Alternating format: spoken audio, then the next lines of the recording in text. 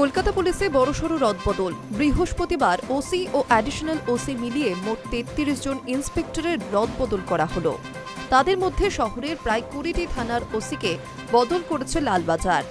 বহু বছর পর একসঙ্গে কলকাতার ২টি থানার ওসি হলেন মহিলা ইন্সপেক্টর।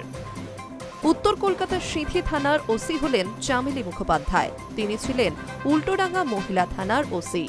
ভোটের আগে কিছুদিনের জন্য তিনি কালীঘাট থানার ওসি ছিলেন। টালিগঞ্জ মহিলা থানার ওসি রূপা সিং হলেন সরসুনা থানার নতুন ওসি। দক্ষিণ কলকাতার ভবানীপুর থানার নতুন ওসি হলেন রাজীব চট্টোপাধ্যায়। ভবানীপুর থানা থেকে ইন্সপেক্টর সৌমিত্র বসু গেলেন এসটিএফে। চিতলা থানার ওসি হয়েছেন মৌসুম বন্দ্যোপাধ্যায়। অমিত চট্টোপাধ্যায় হলেন পার্ক স্ট্রিট থানার ওসি। গৌতম রুজ ভাঙড় থানার ওসি হয়েছেন বলেও জানানো হয়েছে পুলিশ সূত্রে।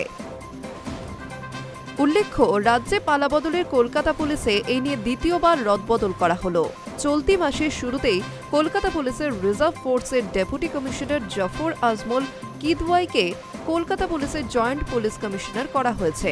প্রদীপ কুমার যাদব ছিলেন কলকাতার এসটিএফের ডেপুটি কমিশনার। তাকে কলকাতা পুলিশের ৪র্থ ব্যাটালিয়নের ডেপুটি কমিশনার করা হয়েছে। পাশাপাশি এক সপ্তাহ আগেই নবান্নের জারি করা বিজ্ঞপ্তি অনুযায়ী এক ধাক্কায় রাজ্যের ১০৮ জন আইসিকে বদল করা হয়।